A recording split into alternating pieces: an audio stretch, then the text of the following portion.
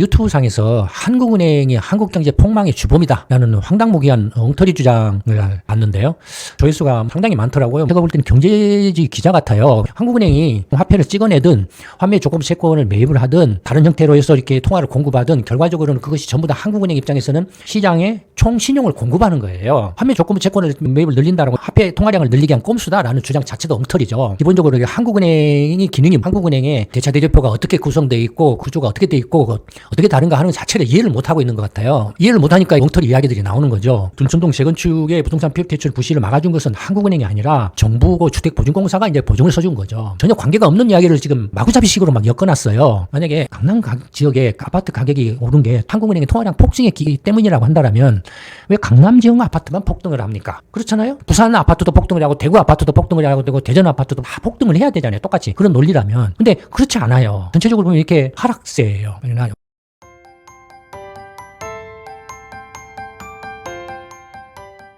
안녕하십니까. 김광식 경정수의 김광수 소장입니다. 오늘은 그 유튜브 상에서 한국은행이 한국경제 폭망의 주범이다 라는 황당무계한 엉터리 주장을 제가 봤는데요. 오늘은 그 영상에 관해서 한번 말씀을 드려볼까 합니다. 우연히도 제가 그 영상을 봤는데 조회수가 상당히 많더라고요. 대형 유튜버인데 조회수가 몇십만 건에서 막 100만 건을 훌쩍훌쩍 넘어가고 있더라고요. 도대체 무슨 내용이길래 이렇게 많은 사람들이 그 영상을 보나 궁금해서 한번 이제 영상을 들여다봤는데 너무 내용이 황당무계하다 그럴까요? 어처구니가 없다 그럴까요? 하여튼 너무 이렇게 엉터리가 많아서 조금 말씀을 좀 드려야 되겠다라고 생각을 했습니다. 그 유튜버의 이제 주장을 보면 한국은행이 돈을 찍어서 남발하고 있다. 그래서 원래는 이제 그 한국은행이 양적 확대책을 안 한다라고 했는데 사실상은 엄청나게 양적 완화, 양적 확대를 하고 있다. 그러면서 이제 그 근거로 뭘 들었냐면 올 연초부터 환매 조건부 채권을 이렇게 남발을 하고 있다. 매입을 이렇게 대폭적으로 늘리고 있다. 그러니까 환매 조건부 채권을 이렇게 산다라는 건 뭡니까? 시장에서 이제 원화를 주고 채권을 산다라는 거잖아요. 그러니까 오늘 공급을 한다라는 거잖아요. 예, 근데 올 연초부터 이제 그 환매 조건부 채권 매입이 올 연초에는 거의 잔고가 0이었는데 지금 최근에는 거의 8조 원 정도까지 늘어났다라고 이렇게 이제 주장을 했어요. 물론 어디서 수치를 따와서 이야기를 했겠지만 실제로 이제 한국은행이 발표한 통계하고도 맞지도 않아요. 근데 어쨌든 간에 뭐 그렇게 주장을 하면서 그것이 막 꼼수다. 이게 한국은행이 현금 화폐를 찍어내지 않고 꼼수로 이런 환매 조건부 채권을 이렇게 매입을 막 늘려가지고 원화로 공급을 해주는 꼼수를 피우고 있다라는 식으로 이렇게 이제 주장을 했습니다. 근데 이것도 황당한 이야기죠. 한국은행이 화폐를 찍어내든 환매 조건부 채권을 매입을 하든 아니면 뭐 다른 형태로 해서 이렇게 통화를 공급하든 결과적으로는 그것이 전부 다 한국은행 입장에서는 시장에 총신용을 공급하는 거예요. 그러니까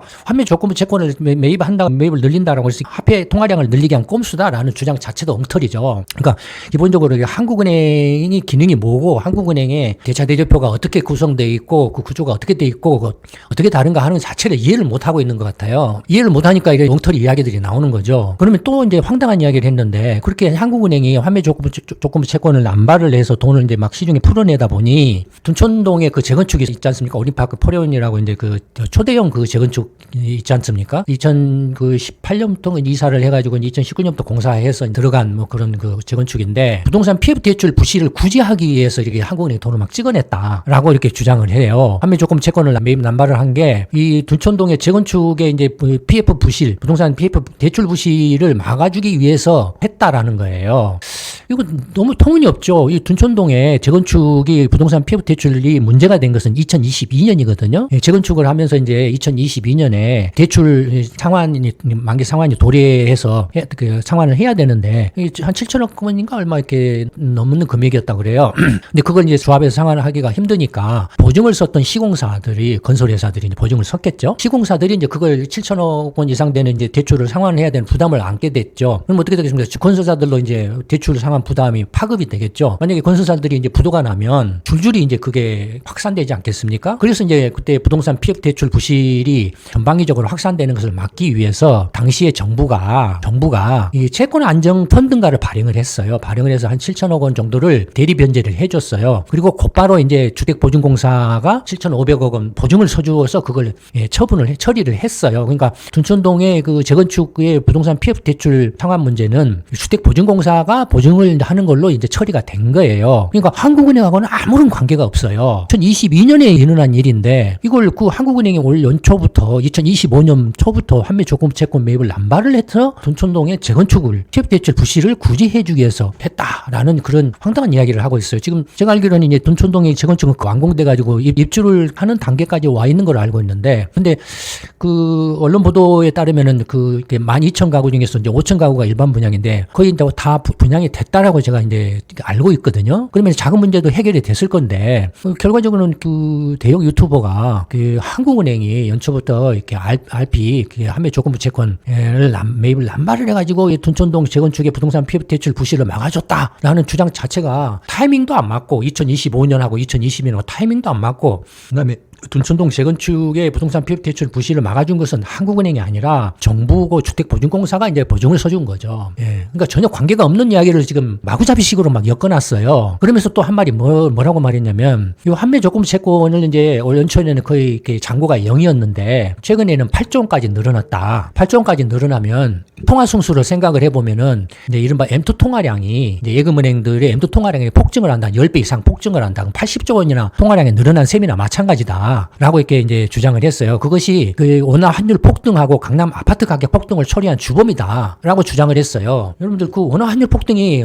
최근의 일입니까? 아니죠. 예. 그 다음에 강남 아파트 가격 폭등이 통화량 폭증에 의해서 일어난 현상입니까? 그건가요 정말로? 거의 관계가 없죠. 뒤에서 말씀을 드리겠습니다만. 그러니까 그냥 자극적이고 이렇게 선동적인 그런 것들을 다 끌어다가 막 엮어놨어요.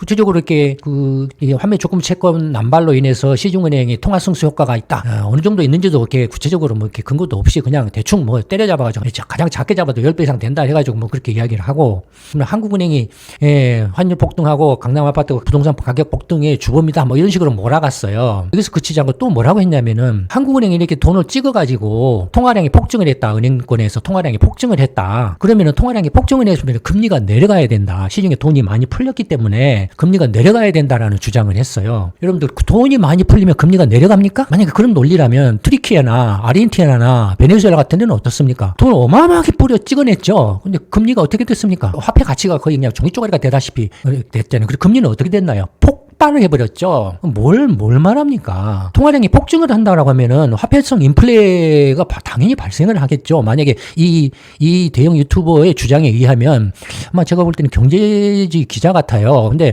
그 통화량이 폭증을 하면은 이 사람의 주장대로 폭증을 하면 아르헨티나나 튀르키예나 베네수엘라 같은 상황이 벌어져야 되겠죠. 근데 통화량이 폭증을 하면은 금리가 내려간다는 주장도 좀 황당하려니와, 물론 이 사람 생각은 이제 화폐가 많이 늘어나니까 여기저기 돈을 이렇게 빌려줄 때는 한정돼 있고 화폐가 늘어나면 돈을 막 빌려줘야 되고 그러니까 금리가 내려가는 거 아니냐 뭐 이렇게 단순하게 생각했겠죠. 근데 기본적인 경제 개념 자체가 없는 것 같아요.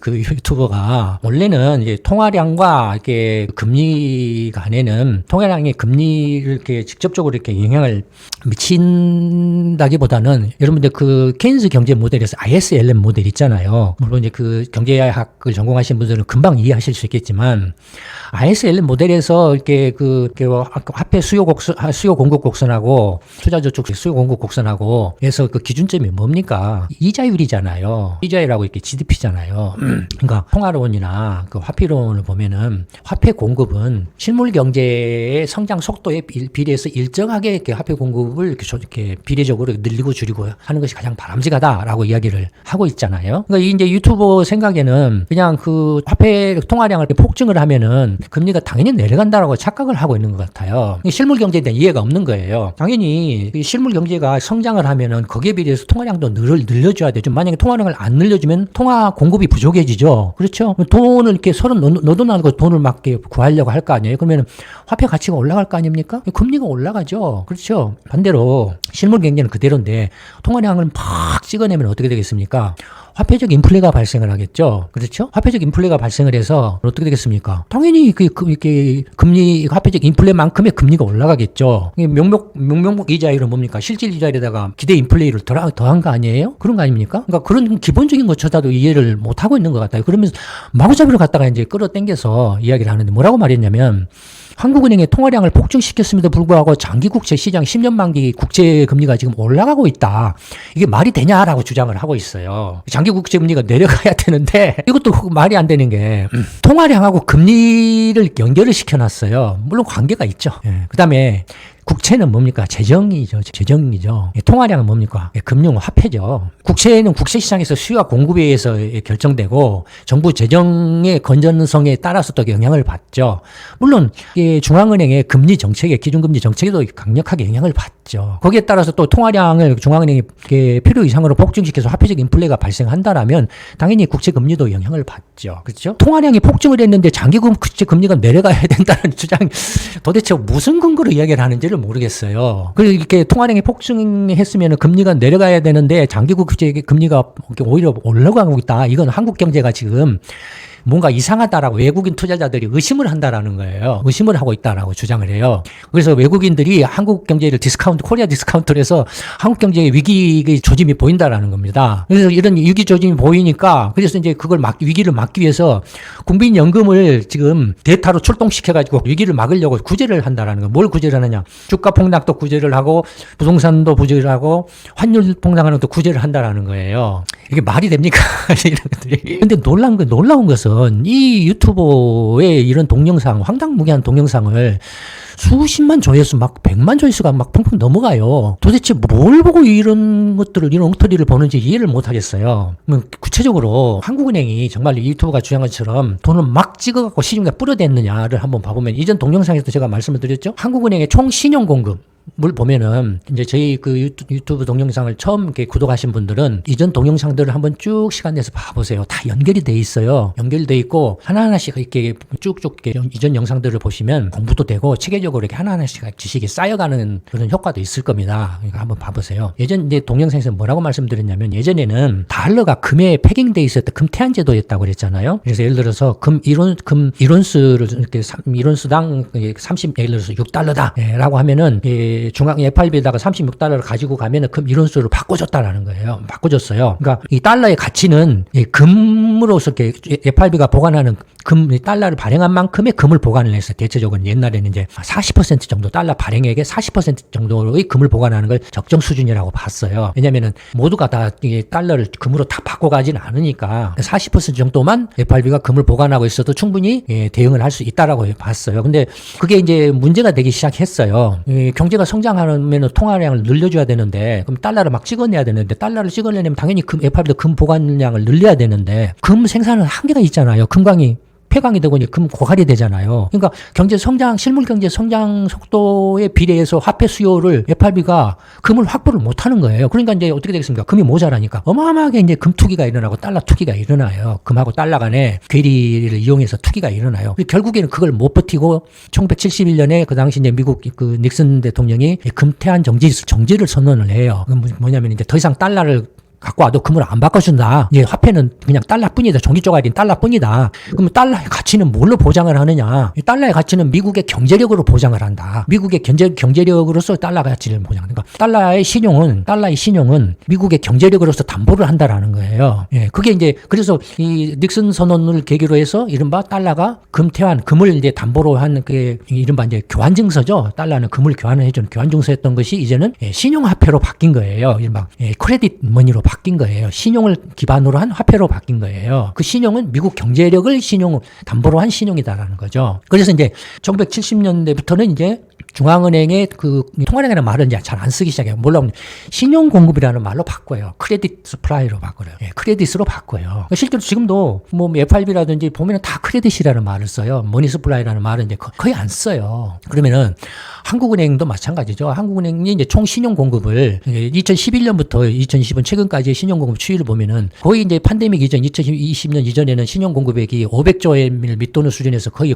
정체돼 있어요. 그러니까 한국은행이 원화를 막 찍어내서 신용을 막 엄청나게 늘렸다라는 말이 일단 거짓말이죠. 2020년까지는 거짓말이죠. 그 다음에 팬데믹 2020년부터 2021년 이때 2022년 러브전쟁 발생하기 전까지는 500조 원에서 600조 원으로 100조 원이 늘었어요. 이때는 뭐요? 팬데믹 위기가 발생했기 때문에 한국은행이 이제 100조 원의 신용을 공급을 늘렸죠. 그건 팬데믹 때문에 그런 거 아니겠어요? 근데 한국은행뿐만 아니라 미국 FRB도 그렇고 유럽 중앙은행도 그렇고 일본 은행도 그렇고 세계 모든 중앙은행들이 다 그렇게 했다 이거예요. 한국은행만 신용 공급을 늘린 건 아니에요. 한국은행이 신용 공급을 늘린 것은 그나마 주요국 중앙은행 중에서 가장 적어요. 가장 낮아요. 이 앞에 동영상에서도 말씀을 드렸지만 가장 낮아요. 신용 공급 증가 폭이 낮아요. 그다음에 2022년부터는 오히려 이제 신용 공급이 정체 내지는 약세예요. 감소세예요. 약간 줄어드는 모습이에요. 600조 원이 못 되는 수준으로 이렇게 줄어들고 있어요. 그다음에 한국은행이 신용 공급을 하는데 대부분을 뭘 하냐면은 외환 보유를 통해서 신용을 공급을 하고 있어요. 외환 보유를 통해서. 근데 4천억 달러 외환 보유를 어떻게 합니까? 한국은행이 달러를 어떻게 매입을 합니까? 시중은행이나 기업으로부터 외환을 또는 외국 기관으로부터 외환을 사죠. 외환을 살 때 뭘로 삽니까? 원화를 주고 사죠. 그렇게 해서 원화 신용을 공급을 해요. 한국은행이. 한국은행의 총 신용 공급의 대부분은 90%가량은 전부 외환 보유를 통해서 공급을 하고 있어요. 그 다음에 나머지 한 20% 정도 되네요. 이제 150조 원에서 팬데믹 때 이제 100조 원 정도 늘어났으니까 20%는 못 되고 한 16, 7% 정도는 되겠네요. 외환을 통해서 신용을 공급하는 게 한 80, 한 3, 4% 정도 되고 외환과 관계없이 그냥 국내 시장에 원화 공급, 순수하게 원화를 공급하는 것만 한 10, 6, 7% 정도 되고 100조 원 정도 된다. 여기 보시면은 이 팬데믹 때만 잠깐 이렇게 50조에서 100조 원 늘어난 후로 100조 원을 밑도는 수준에서 거의 신용이 안 늘어나고 있어요. 그러면 이것만 봐도 한국은행이 돈을 찍어서 남발하고 있다. 뭐 엄청난 양적 완화를 하고 있다. 연초부터 한매조금 채권 RP를 매입을 남발을 해서 막 부동산 둔촌동 재건축을 막 부동산 PF 부실을 막아주고 강남 아파트 폭등을 처리하고 있다. 근거가 없죠. 황당무계한 엉터리 주장이죠. 그 다음에 RP를 이제 올 연초는 RP 매입이 0이었는데 8조 원으로 늘어났다라고 주장을 했는데 그래서 이것이 이제 M2 송화승수로 하면 80조 원 이상 늘어난 효과를 가져온다라고 주장을 했는데 이것도 터무니없는 게 거짓말인 게 한국은행의 RP 매입 매도 추이를 보면 2011년부터 최근까지 월별 추이를 보면 이 주황색이 이제 RP 매도를 나타내요. RP를 매도라는 것은 환매 조건 채권을 판다라는 거잖아요. 그러면 시장에다가 금융은행이나 RP 채권을 팔면은 은행은 한국은행의 RP 채권을 어떻게 삽니까? 원화를 주고 사겠죠. 결과적으로는 한국은행이 환매 조건 채권을 판다라는 것은 원화를 흡수하는 거예요. 시중에 유동성을 흡수하는 거예요. 보시면은 이게 RP 매입 잔고인데 그 매도 잔고인데 주황색이 매도 잔고가 어떻습니까? 계속 그 팬데믹 이전에는 15조 원 정도 잔고를 계속 유지를 했어요. 그러니까 15조 원 정도 이렇게 시중 유동성을 흡수를 했다 이거예요. 그다음에 팬데믹 직전까지는 10조 원으로 줄었다가 팬데믹 이후에 30조 원으로 늘렸다 이거예요. 팬데믹 이후에 유동성을 더 늘려줘야 되잖아요. 여기 총 신용이 늘어났잖아요. 팬데믹 이후에 총 신용이 늘어났잖아요. 100조 원 정도 늘어났잖아요. 그런데 RP는 어땠습니까? RP 매도가 30조 원으로 늘어났어요. 그건 뭐냐면은 30조 원의 시중의 유동성을 빨아들였다라는 거예요. 한국은행이. 그러니까 RP는 이렇게 빨아들였다라는 거예요. 그런가 하면은 2023년부터는 이제 RP 매도를 거의 중단을 했어요. 반면에 2025년 올해 들어와서 이제 RP 매입을 이렇게 조금 늘리고 있다. 20조 이상으로 이렇게 늘렸다가 최근에는 한 12, 13조 정도. 로 이렇게 줄어든 상태죠. 이렇게. 그러니까 RP 매입을 이제 했다라는 건 뭘 말합니까? RP 매입을 했다라는 것은 환매 조건부 채권을 이렇게 샀다라는 거잖아요. 원화를 주고 샀다라는 거니까 원화를 공급을 해줬다라는 거죠. 그러니까 지금 최근에는 12조 원 정도니까 12조 원 정도를 RP 매입을 통해서 원화를 공급을 해줬다라는 거죠. 그런 말 아닙니까? 그러니까 RP 매입은 2000년 팬데믹 때 일시적으로 원화 공급 때 반짝했고 2022년 러브전쟁 발생할 때 조금 반짝했고 2023년에 이제 미국 아마 이게 그 미국발 그 금융위기가 잠깐 있었잖아요. 미국 그 지역 캘리포니아주 그 뭐 그런 것들 영향 뭐 있지 않을까 싶어요. 하여튼 이때 반짝. 2024년에 약간 반짝. 2025년에 이제 매입이 조금 늘어나는 그런 모습 정도이죠. 2025년에. 그런데 통화승수, 한국은행의 통화승수 저희가 이제 계산을 했어요. 계산을 했는데 2012년부터 최근까지 통화승수를 보면 통화승수라는 건 뭐냐면 한국은행이 본원통화를 이론을 공급을 하면은 그 은행들이 그 이론을 받아가지고 얘들처럼 돌려요. 돌리는데 16원 이상으로 이렇게 늘린다라는 거죠. 그러니까 본원통화를 이렇게 이론을 공급하면은 M2가 16원으로 늘어난다라는 거예요. 유동성이. 근데 그게 어떻게 되냐면은 한국은행의 통화 승수가 어떻게 되면 계속 줄어들고 있어요. 16, 거의 17 가까이 됐던 것이 쭉쭉쭉 줄었다가 한 11로 줄었다가 그 다음에 팬데믹 때는 한 10, 정도까지 줄었다가 뭐 최근에는 한 10일 미만 정도 이렇게. 그러니까 이 통화 승수가 계속 줄어들고 있어요. 줄어들고 있다는 건 뭡니까? 한국은행에 총 신용을 공급을 했는데 총 신용 공급도 팬데믹 이후에 이렇게 정체되고 있다고 정체되고 있잖아요. 정체되고 있는데 통화 승수도 이렇게 어쨌든 계속 쭉 이렇게 뭐 이렇게 완만하게 감소하는 모습을 보이고 있다라는 건 뭡니까? 전체적으로 M2의 증가량이 둔화되고 있다라는 걸 의미를 하죠. 예를 들어서 이제 그 한국은행이 지금 그 RP 화면 조건부 채권을 12조 원 매입을 했어요. 그러면 12조 원을 지금 공급을 했다라는 거잖아요. 원화를 시중에다가. 그러면은 만약에 이제 그 통화 승수를 10배라고 치면은 12조 원이니까 120조 원 정도 되지 않겠습니까? 120조 원 같으면 어마어마하겠죠. 금액으로 치면. 그런데 120조 원이면 어마어마한 금액이죠. 그런데 유동성 M2는 5천조인가 4천조인가 5천조 원에 달해요. 그러면 그 120조 원 정도 RP 매입을 통해서 통화량을 이렇게 늘려줬다라는 것이 표가 납니까? 네, 거의 표가 안 나죠. 그리고 표가 안 나니까 당연히 이 총 신용 공급도 이게 안 늘어나고 있는 걸로 나오죠. 그러니까 RP는 한 발로 통화 승수 효과에 있어서 M2 통화량이 폭증을 했다라는 주장도 터무니없을 뿐만 아니라 그다음에 통화량 급증에도 불구하고 장기 국채 금리도 상승을 하고 있다는 것도 말이 안 된다라고 주장을 하고 있거든요. 이것도 터무니없다라는 게 이걸 보면 이제 그 금리를 나타내는데 이게 파란색은 한국은행의 기준금리예요. 초록색 선은 연두색 선은 이제 10년을 이제 국채 수익률을 나타내죠. 보시면은 그다음에 밑에는 주택 가격을 나타냅니다. 파란색은 명목 가격이죠. 빨간색은 물가 상승률을 감안한 실질 가격이에요. 실질 가격이에요. 보시면은 이때 주택 가격은 이렇게 물론 아파트가 대부분이죠. 아파트가 대부분이고 뭐 이제 단독 주택도 포함하고 연립이나 뭐 이런 것도 다 포함한 이제 그런 것이지요. 근데 거의 아파트라고 보시면 됩니다. 이건 나중에 따로 제가 이렇게 영상에서 설명을 해드리겠습니다. 한국의 이제 부동산 주택 시장 상황에 대해서 한번 설명을 해드릴게요. 근데 보시면은 기준금리가 이렇게 쭉쭉쭉쭉 내려가죠. 2012년 이후에 2012년부터 기준금리가 쭉쭉쭉 내려가죠. 18년까지.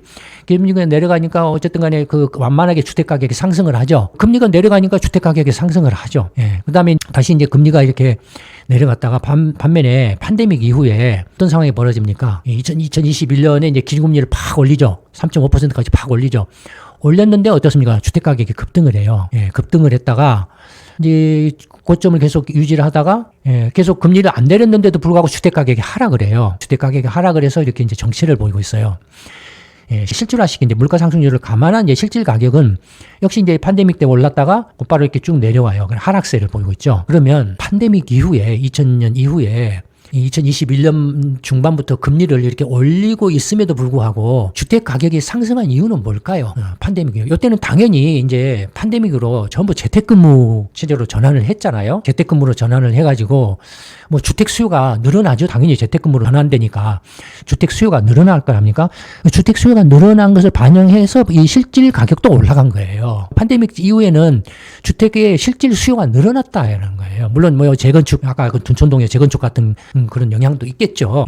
실질 수요가 늘어났다가 2021년 금리가 계속 상승하고 있는 국면에서도 실질 주택 가격이 이제 하락세로 전환됐다라는. 그러니까 이때는 주택의 수급상의 문제가 발생했다라는 거예요. 주택 공급이 부족했다라는 거예요. 팬데믹이라는 특수한 상황으로 해서 주택의 공급이 주택의 수요를 못 따라갔다라는 거예요. 그래서 주택 실질 가격이 상승을 했다라고 이게 보여진다라는 겁니다. 그런데 이제 팬데믹이 이제 거의 완화되기 시작하면서부터는 이제 금리가 고공행진을 하고 있음에도 불구하고 명목 가격이나 실질 가격이 하락을 한 거예요. 뭡니까? 주택 수급이 완화됐다라는 거예요. 재택근무가 해제가 되고 팬데믹 규제가 완화돼서 이제 주택 수요 압력이 완화됐다라는 거예요.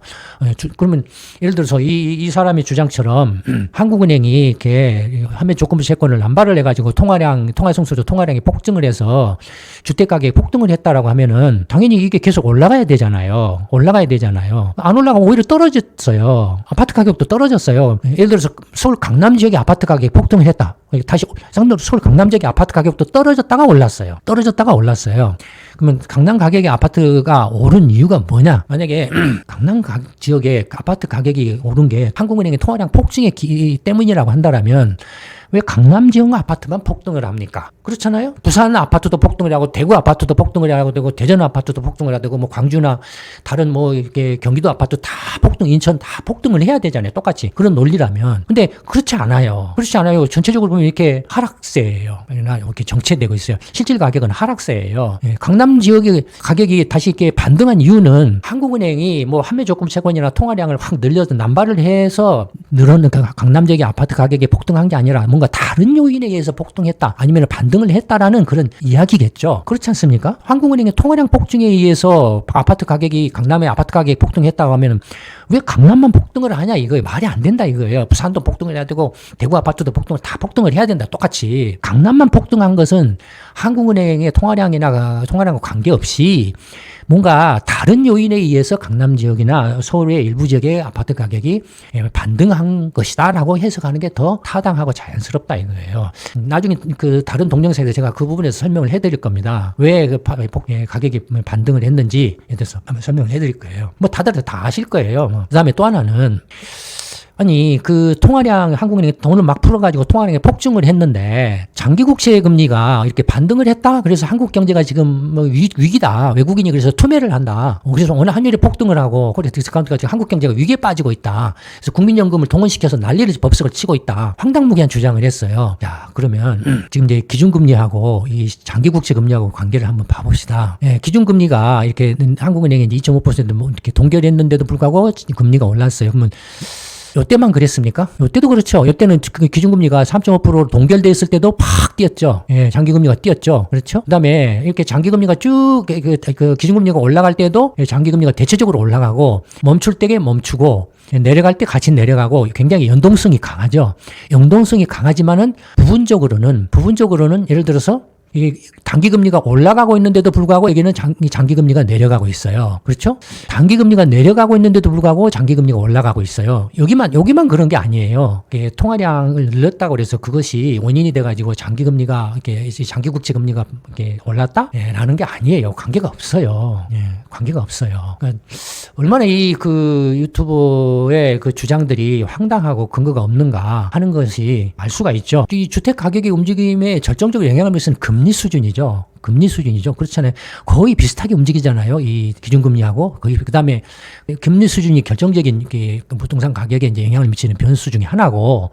그 다음에 정부 규제 같은 거 있잖아요. 지금 뭐 규제 뭐 어쩌고저쩌고 한다. 강남이나 서울에 이제 아파트 가격이 폭등하니까 정부가 무슨 대책을 내놓는다. 뭐 역대 정권에서 수도 없이 부동산 대책을 막 몇십 번씩 막 내고 그랬잖아요. 근데 그게 효과가 있었습니까? 효과가 별로 없었죠.